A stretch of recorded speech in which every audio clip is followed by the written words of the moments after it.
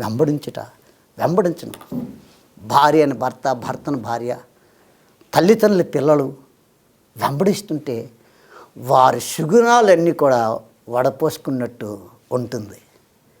ఈ ఎవరు అబ్బాయి అంటే, ఓ పలానా, వెరీ గుడ్, సేమ్ అచ్చుగుద్దినట్టే ఉన్నాడండి, సేమ్ ఆడు మాట్లాడుతున్నట్టే ఉందండి, సేమ్ వాళ్ళ తండ్రి మాట్లాడుతున్నట్టే, వాళ్ళ తండ్రి చేసిన మంచి పనులే చేస్తాడండి అబ్బాయి, తండ్రిని పోలి ఉన్నాడండి అని చెప్పుకుంటారనమాట. వెంబడించుట ఎంత గొప్ప. నాకు ఈ మాట చాలా ఇష్టం అండి. నేను యేసుప్రభుని ఏ రోజైతే నమ్ముకున్నానో ఆ రోజు కానీ ఈ రోజు వరకు కూడా ఆయన వెంబడిస్తూనే ఉన్నాను. పెంటకుప్పలని బీదర్లు పైకెత్తినట్టు నన్ను, నా పరిస్థితి, నా స్థితిగతులు మార్చేశాడు, నా బ్రతుకునే మార్చేశాడు.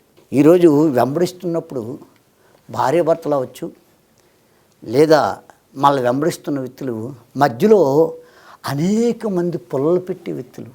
ఈరోజు కాపురాలు ఎందుకు కూలిపోతున్నాయి నేను ఆశ్చర్యపోతుంటాను. ఈరోజు కోర్టులు ఉన్నాయి. ఈ కోర్టులన్నీ ఉన్నా ఇంకా సరిపోవట్లేదు భార్యాభర్తలకి. కారణం ఏంటంటే ఒకరి మీద ఒకరు అనుమానంతో ఉంటూ ఉన్నారు.